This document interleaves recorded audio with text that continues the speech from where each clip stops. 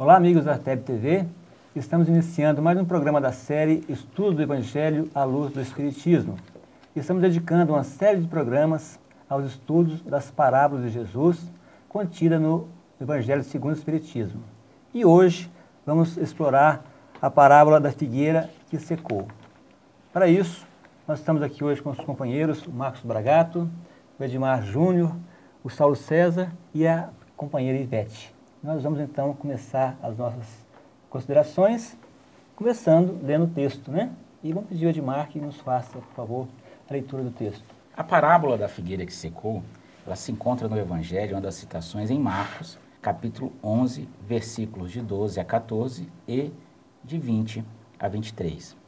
E ela foi inserida de forma muito sábia por Allan Kardec no capítulo 19, um capítulo belíssimo intitulado A Fé Transporta Montanhas. Esse capítulo, A Fé Transporta Montanhas, ele nos traz itens como o poder da fé, a fé religiosa, a condição da fé inabalável, a própria parábola da figueira que secou. E como todos nós sabemos, a grande maioria dos capítulos do Evangelho segundo o Espiritismo ele é estruturado. Kardec pega um ou mais trechos do Evangelho, tece comentários, depois, através desses diversos itens que são julgados importantes, depois conta com o auxílio dos Espíritos, onde tem a instrução dos Espíritos, onde os Espíritos se manifestam por meio dessas mensagens, nos auxiliando a entender a essência do capítulo. E o item que nós vamos trabalhar é o item 8, que se intitula Parábola da Figueira que Secou. Vamos ao texto. Quando saíam de Betânia, ele teve fome, e vendo ao longe uma figueira, para ela encaminhou-se, a ver se acharia alguma coisa. Tendo-se, porém, aproximado, só achou folhas, visto não ser tempo de figos. Então disse Jesus à figueira, que ninguém coma de ti fruto algum, o que seus discípulos ouviram.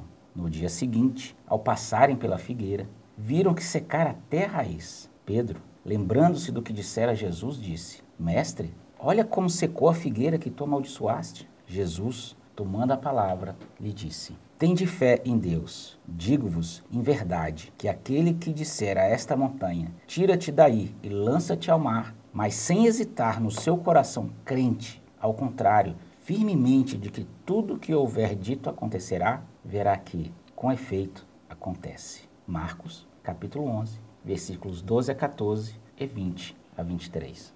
Essa parábola ela é fantástica, né? Ela tem um texto muito profundo, muito bonita, e ela tem assim uma diversidade de caminhos que a gente pode seguir para poder interpretá-la.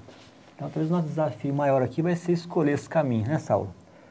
Então, nós vamos ver que Jesus usou aqui uma figueira, uma árvore, a natureza, né? Para poder dar a sua lição naquele dia para aqueles que estavam junto com ele. O que podemos ver sobre isso aí, Saulo? Você tem alguma... A figueira era o símbolo de uma coletividade. O povo de Israel, ele é muitas vezes, como a gente estava comentando, representado como sendo essa figueira. Então, a gente pode entender essa figueira como sendo no duplo aspecto da coletividade, de uma coletividade, e é interessante porque ele fala de uma figueira que já tem folhas, que apesar de não ser tempo de figo, ela já tem algo, que era exatamente a posição que o povo hebreu ocupava naquele momento histórico, que era um povo que já tinha a concepção do Deus único, já tinha uma base de entendimento espiritual mais desenvolvida, e que Jesus se aproxima para ver se tinha algo nela, ou seja, já aparentava, já tinha essas folhas que demonstravam que havia algo dentro dela. Chamou atenção pela aparência, né? Chamou atenção pelas folhas, né? As folhas que ele olhou de longe e viu aquela árvore, né, já com as folhas. Aqui fala que quando saíram de Betânia, ele teve fome. Bom, ele tinha saído de Betânia. Betânia não é tão longe, né? 3 quilômetros. Ele deveria ter se alimentado, feito um baita um café da manhã. Que fome será que ele está se referindo aqui? Será que é a fome de comer alguma coisa, uma fome física, uma fome fisiológica? Que fome é essa? Acho que tudo no Evangelho é simbólico, né? Tem esse duplo sentido, né? Não, esse simbolismo é muito forte, né? Voltando um pouco na questão da figueira, lá em Deuteronômio, no Antigo Testamento, o figo é considerado um fruto sagrado para os judeus, né? É um dos 7 frutos que crescem na terra prometida. Então, como o Saulo colocou, né, Jesus, quando vai se reportar a essa coletividade, ele tem esse cuidado, né, dos mínimos detalhes, E voltar, né, lá no Antigo. para que todos entendessem, né? Agora, nessa concepção de que a figueira tanto pode representar o povo como também as pessoas, né?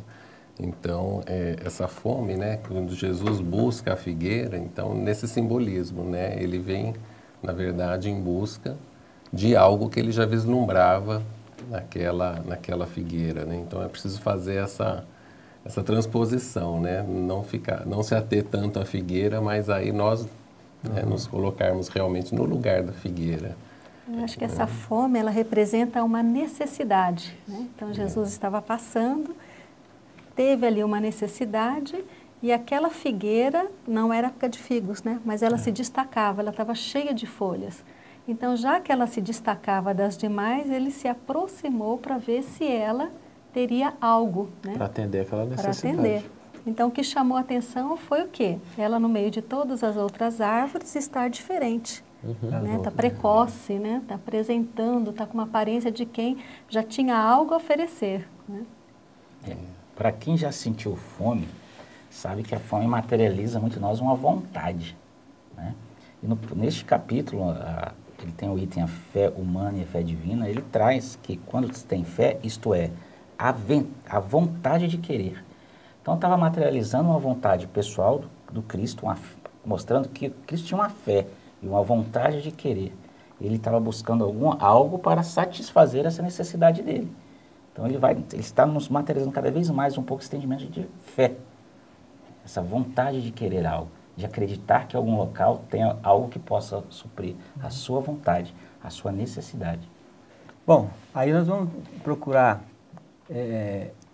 focar mais nessa questão aí ecológica, né?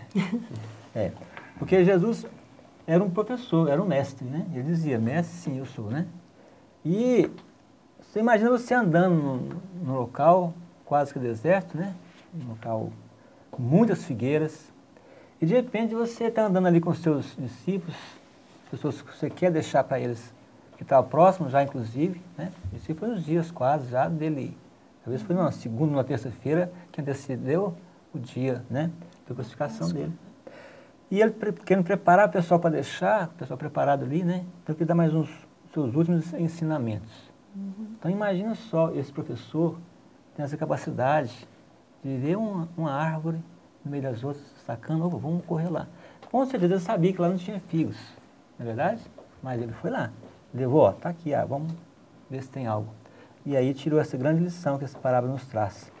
Uma parte da passagem que me chama muita atenção é que fala que quando Jesus teve fome, ele vendo ao longe uma figueira, para ela encaminhou-se.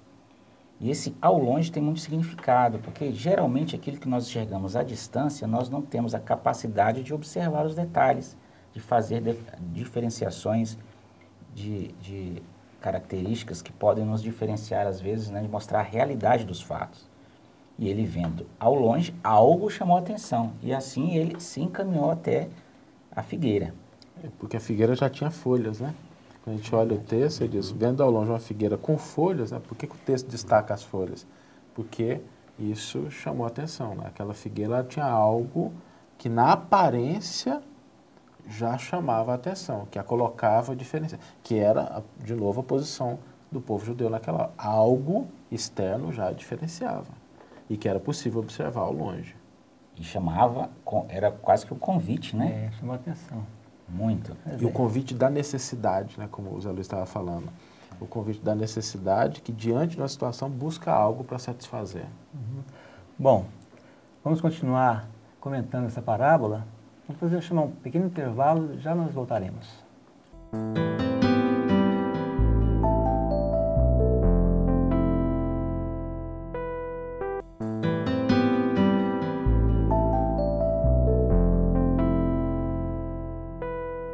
Voltamos ao segundo bloco do nosso programa de hoje, e hoje nós estamos comentando sobre a parábola da figueira que secou. E tem um texto aqui que às vezes a gente fica assim em dúvida, né? Porque, na verdade, procuraram o figo na figueira, mas não era tempo de figo. Qual era a obrigação dela ter figo? E a gente fica em dúvida o que o Espiritismo nos traz sobre isso, o que nós podemos entender através dos princípios da doutrina espírita sobre esse detalhe. Uma coisa que chama a atenção é até na parábola, porque a hora que a gente lê a narrativa, não parece uma parábola como a gente está acostumado a ver. Não é uma história. O Evangelho até traz, em Lucas, uma parábola da figueira que fala, que Jesus conta. Mas Jesus se aproveita de uma situação concreta para construir um ensino, trazendo algo. E quando ele fala que não era tempo de figo, ele não vai procurar figo maduro. Ele vai procurar algo.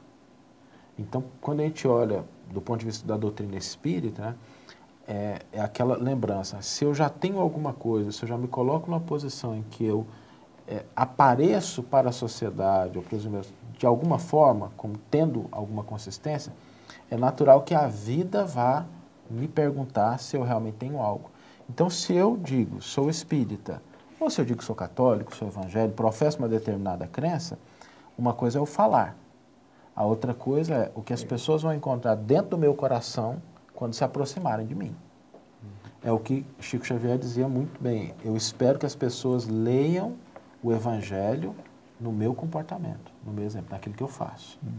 Então, essa aparência que faz com que a vida requisite uma avaliação de que é só da boca para fora? É só o que eu estou dizendo? Ou eu trago algo de concreto? Não precisa estar perfeito, mas já tem pelo menos uma sementinha de algo bom ali.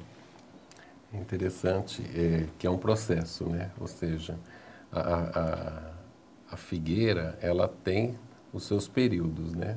De folhas, de frutos, ou seja, vai chegar um momento em que ela produziria, né, algum fruto, assim como, no caso, alguém que já começa a já compreender, né, e chega o momento dele, então, ostensivamente começar a se expor mais, né, e realmente produzir bons frutos, né. Agora, muitas vezes, né, e a gente vai ver que na parábola é isso que ocorre, Jesus se depara com uma figueira que não ia além das folhas, da aparência. Externa, né? Não estava realmente produzindo algo de útil, algo que alimentasse, né, aqueles que a procurassem. Né? E aí a pergunta é, o que é que eu estou oferecendo à vida daquilo que eu já aparento ter? Se eu já conheço a realidade da imortalidade da alma, a nossa conduta já não pode ser a mesma.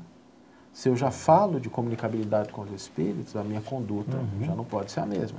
Se eu já tenho uma fé católica, a minha conduta já não é a mesma de alguém que diz que não tem fé nenhuma. É preciso que essa pessoa consiga oferecer algo para a vida, e o momento é quando a necessidade aparece, né? Que é a necessidade da sociedade. Interessantíssimo. Essa observação mostra muito para aqueles que se predispõem a oferecer algum fruto a alguém, ele tem que realmente conhecer a necessidade.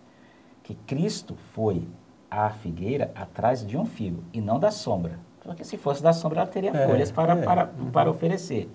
Mas Cristo necessitava de alimento, que ele precisava de algo para a fome. E aquele, no caso, a figueira, que tem a função de te suprir e atender a sua necessidade, ele não tinha aquilo para oferecer.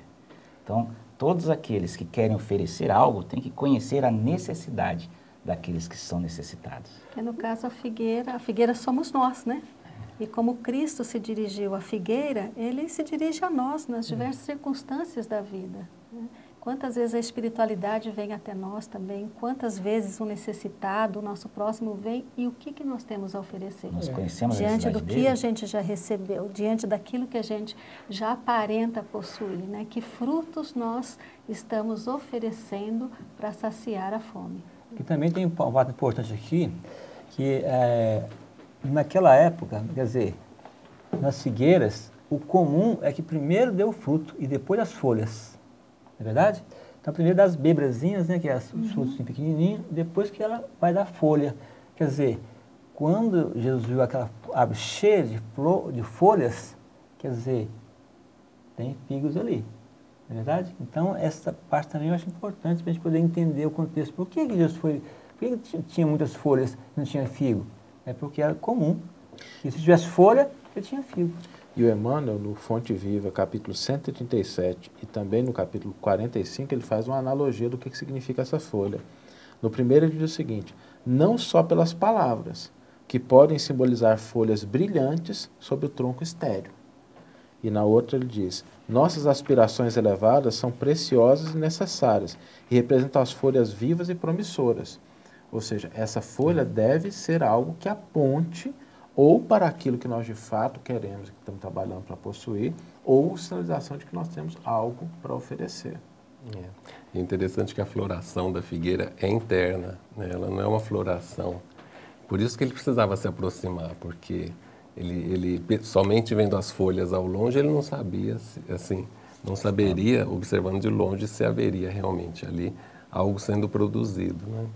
E aí o próprio Emmanuel, no livro Fonte Viva, tem a mensagem pelos frutos, e ele fala: árvore alguma será conhecida ou amada pelas aparências exteriores, mas sim pelos frutos, pela utilidade e pela produção. E assim também o nosso espírito em plena jornada. Ninguém que se consagre realmente à verdade dará testemunho de nós pelo que parecemos, pela superficialidade da nossa vida, pela epiderme das nossas atitudes ou expressões individuais percebidas ou apreciadas de passagem, mas sim pela substância da nossa colaboração no progresso comum, pela importância do nosso concurso no bem geral. E a doutrina espírita nos mostra, quando ela revela a realidade do plano espiritual, que quando nós retornarmos para lá, o que vai representar é o que nós temos dentro da gente. Porque aqui a gente pode envergar a aparência, aqui a gente pode parecer, simplesmente porque o contexto facilita isso. Né? Eu sou educado porque todo mundo é educado, eu tenho fé porque as coisas estão boas, aí quando a fé some, quando as coisas começam a complicar, a fé desaparece. Então, às vezes, a gente tem essa aparência de bondade porque as condições são favoráveis. Mas a verdadeira essência é quando ela se defronta com a adversidade, com o problema. E aí que a gente vê se nós temos ou não esses valores que o Cristo espera de nós. E a mediunidade? Onde que entra nessa questão aí, né? Kardec fala, né, que os médiuns que têm essa missão, que não cumprem, é essa figueira, né? É a figueira que tem aparência. Mas e não. Emmanuel também fala sobre a mediunidade, né? Eu separei um trecho aqui do Livro da Esperança, onde Emmanuel diz que a figueira que secou é o símbolo dos que apenas aparentam propensão para o bem, mas que em realidade nada de bom produzem, e depois ele comenta, né? Os médiuns são intérpretes dos espíritos, representam para eles os órgãos materiais que lhes transmitem as instruções, daí serem dotados de faculdades para esse efeito. Então ele diz aqui, né? Se porém desviam do objetivo providencial a preciosa faculdade que lhes foi concedida, se a empregam em coisas fúteis ou prejudiciais, se a colocam em serviço dos interesses mundanos, se ao invés de frutos sazonados dão maus frutos, se recusam a utilizá-la em benefício dos outros, ou se nenhum proveito tiram dela, no sentido de se aperfeiçoarem, são comparáveis à figueira estéril. É a conclusão de Emmanuel. Kardec fala isso, quando ele faz o comentário, ele diz objetivamente: a figueira seca é o símbolo das pessoas que apenas aparentam o bem, mas na realidade nada produzem de bom. É também o símbolo de todas as pessoas que podem ser úteis e não o são. Está na folhagem. Já tem as folhas, né? Falta no fruto. Aparenta, está faltando. Aqui fala também mais à frente que Jesus tomando a... Você veio falar, Edmar? Não, pode. Não, pode falar. Não, na verdade, continuando dentro dessa mesmo item, ele fala sobre a característica dos médiuns, né, sobre o aspecto que chama muita atenção da figueira, e ele mostra, falando que os médiuns são árvores que são espalhadas para todos os cantos, em todas as classes, em todos os locais, para que possam dar frutos. E esses frutos possam ser verdadeiros convites, né, a todos que possam conhecer o caminho, a verdade e a vida, né? E ele fala que quando esses médiuns, eles por algum motivo começarem a produzir maus frutos, porque chega um ponto que ele é só belo, mas começa a produzir maus frutos, ele não será mais útil e Deus lhe retirará um dom que se tornou inútil neles, a semente que não sabem fazer que frutifique, e consentirá que se tornem presas os maus espíritos. Na continuidade da passagem, nós vamos ver o que Jesus falou para a figueira que não estava produzindo, né, os frutos adequados. Pois é, então o que eu te falo, né, antes desse trechinho, está aqui, Pedro lembrando-se de que dissera Jesus, Jesus disse, Mestre, olha como secou a figueira que tu amaldiçoaste. Essa frase também é uma frase que cabe uma interpretação, né, Saulo? Porque a gente pode esperar de Jesus amaldiçoando alguma coisa. Que ninguém coma de ti fruto algum, ele afirmou. Pois é, então, talvez seja o quê? Uma questão de tradução, interpretação? De fato, aqui a palavra que está por trás do texto é aiona, que significa era.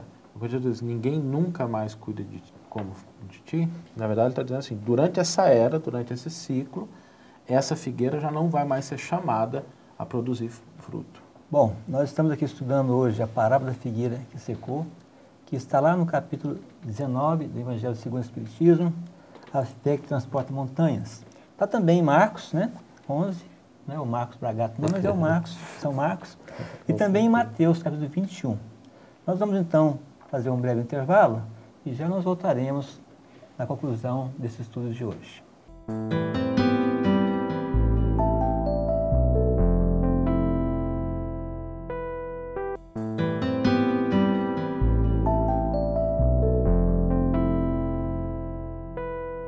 Voltamos com o terceiro e último bloco do nosso programa de hoje, o estudo do Evangelho à luz do Espiritismo.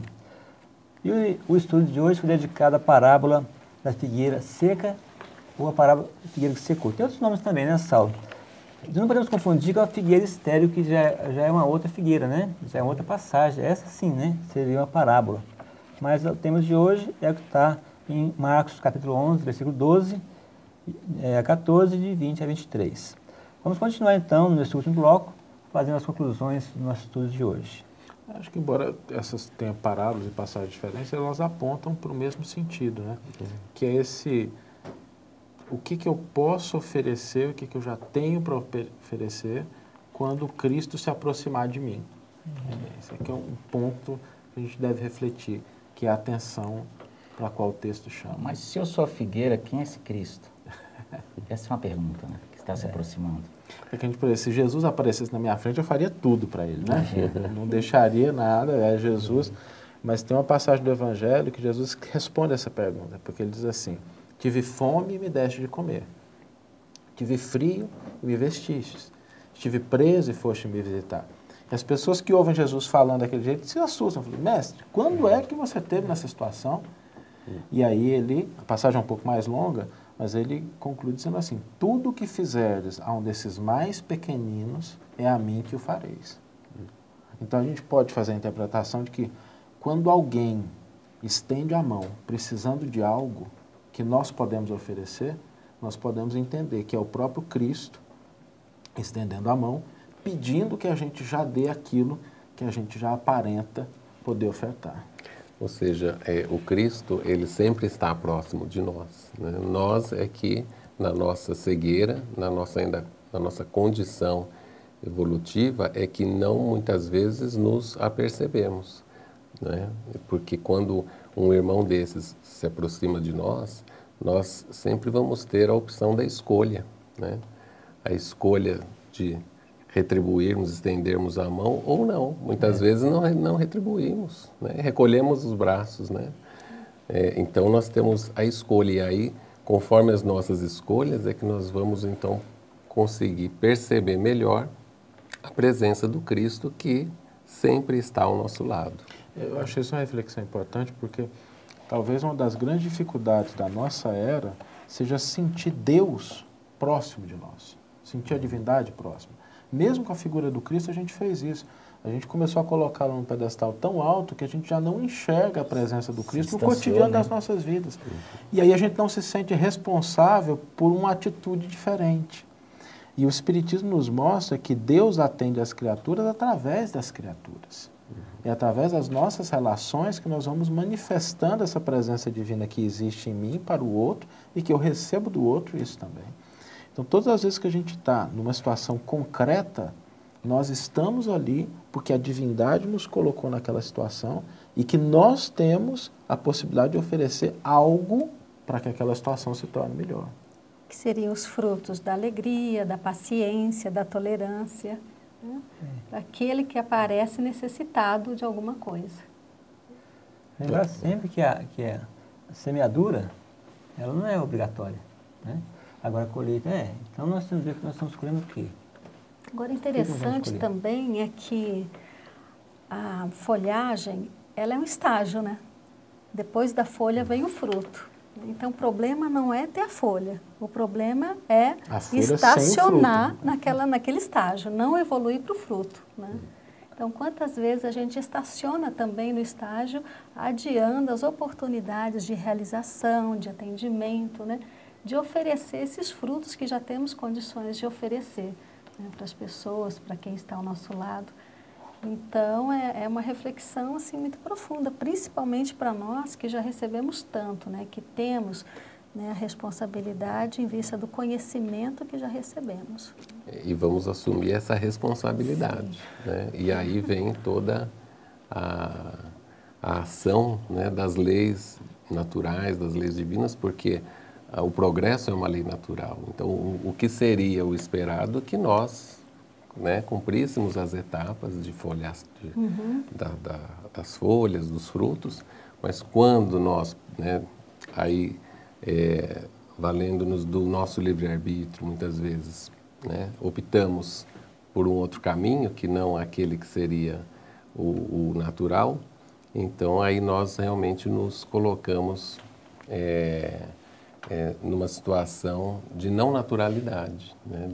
Porque o que Deus espera de cada um de nós é que nós realmente caminhemos para frente, né? E não estacionemos, né? Ela poderia ser também, assim, comparada a uma fé sem obras, né? Porque não adianta você ter fé, a fé tem que ter obras, né? E a cada um segundo Então não elas. adianta você ter só folhas e também depois não oferecer os frutos. O interessante é que nas instruções dos Espíritos, no capítulo 19, no item 11, temos ali a fé, mãe da esperança e da caridade. Ele fala, para ser proveitosa, a fé tem de ser ativa. Não deve entorpecer-se. Mãe de todas as virtudes que conduzem a Deus. Cumpre-lhes velar atentamente pelo desenvolvimento dos filhos que gerou. Na verdade, essa fé, essa vontade de querer foi que, na própria parábola, fez com que Jesus se movesse e fosse até lá para se saciar, né? Então, nós temos que ter por isso que essa parábola está bem dentro do capítulo A Fé Transporta a Montanha. Está materializando esse pensamento, essa vontade de acreditar e ter uma esperança, e mover, ser ativa. E mostra que a caridade, as formas mais eficientes, né, de nós... Que fala aqui, né, Gilmar? Digo-vos em verdade que aquele que disser a esta montanha, tira-te daí e lança-te ao mar, mas sem hesitar no coração, crente, ao contrário, firmemente de que tudo o que houver dito acontecerá, verá com efeito acontece.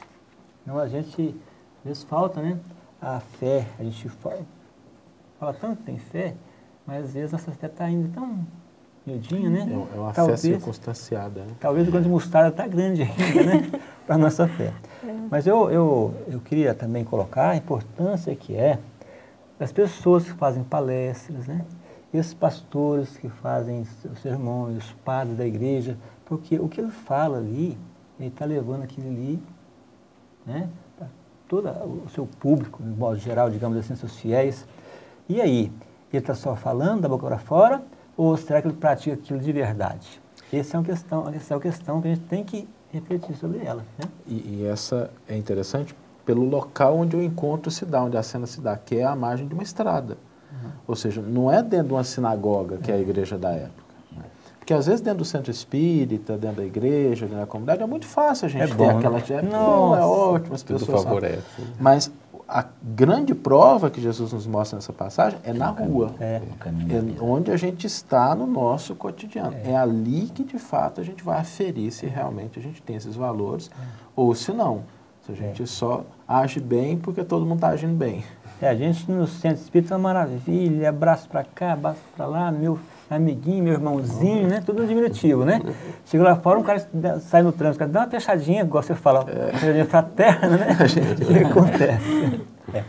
Mas eu queria só contar aqui uma pequena história que vocês devem conhecer, porque circula muito no meio espírita, daquele palestrante que ia numa casa e falava bonito, maravilhoso, e tinha um senhor já idoso que sentava-se nas primeiras fileiras. Era um frequentador assíduo desse palestrante. Mas com o tempo, esse palestrante sentiu a falta desse senhor ali e perguntou ao pessoal da casa, não, ele faleceu e tal. E passou pouco tempo, né, como é de comum acontecer, né, ele também veio a falecer. Chegando no mundo espiritual, ele observou que o senhor estava num degrau maior que o dele. E ele então questionou, mas como é que pode? Eu fazia, parece que ele me ouvia aqui. Pode ir lá, conversa com o velhinho. Ele foi. Aí, escuta, me explica isso aí, eu não entendi. O que eu fazia parece, você me ouvia, ou você está aqui num lugar mais alto que eu, mas quando você falava, no outro dia eu saía e ia aplicar. Você falava. Emmanuel tem uma frase muito forte sobre isso, que ele diz assim, é por louvá-lo a Cristo nos templos e menoscabá-lo nas ruas é que temos fracassado 1000 vezes. E é por isso que Paulo também coloca, né, a caridade como a maior das virtudes, porque a caridade pressupõe essa atitude, essa ação, como diz Joana de Ângeles, né, é a ação no bem movida pelo combustível do amor. Então, embora a fé seja importante, a confiança plena no Cristo, em Deus, a esperança que a gente nunca deve perder, mas se nós não tivermos caridade, nós podemos ter fé, esperança e não sairmos do lugar. Né? E essa montanha? Pode dizer, a esta montanha, tira-te daí para ir, lança ao mar. Que montanhas são essas, gente? Você não podia falar um pouquinho sobre essa questão das montanhas? Uma montanha mesmo de ferro, montanha de terra, montanha de quê? Tem uma mensagem aqui do Emmanuel no livro Mais Perto, chama-se Alcancemos a Luz. Aí ele fala, montanhas empedradas de revolta e indisciplina inclinam-nos para os despenhadeiros do sofrimento. Montanhas espinhosas de negligência e ociosidade ameaçam-nos com os princípios da negação e da dúvida. Montanhas de leviandade e insensatez induzem-nos a cair nos desvãos do tempo perdido. Montanhas de débitos e aflição que formamos com os resíduos dos próprios erros no curso dos milênios incessantes desviam-nos o espírito para a inutilidade e para a morte. Então, essas são as montanhas. Algumas montanhas, né? Algumas montanhas. O detalhe que ele pede para fazer isso de uma forma bem específica. Ele fala que é sem hesitar, que é firme, inabalável. Este capítulo, uma das grandes missões desse capítulo é mostrar que a fé, a verdadeira fé, ela é inabalável. E a fé inabalável ela tem características, né? Porque muitas das vezes eu posso ter algum tipo de fé que é vacilante, né? Hoje eu acredito, quero, amanhã, depende da situação, eu não quero mais, eu não acredito mais, né? Só que ela pode encarar, como está aqui dito, no item 7 do capítulo 19, fé inabalável só é o que pode encarar de frente a razão em todas as épocas da humanidade. Quando nós conquistarmos essa fé inabalável e tivermos a certeza e a firmeza, crente, com o coração aberto, sem hesitar, poderemos fazer tudo. Daremos frutos e não só folhas. Né? Não foi à toa que cada pôs esse texto como epígrafe do Evangelho segundo o Espiritismo, né? A fé inabalável só é aquela que pode encarar a razão face a face em todas as épocas da humanidade. Pessoal, mas o nosso tempo acabou. Nós terminamos mais um programa da série Estudo do Evangelho segundo o Espiritismo. Agradecemos a presença de vocês aqui no estúdio e a você, amigo, que está nos assistindo. E deixamos o convite para que você possa continuar assistindo os nossos programas.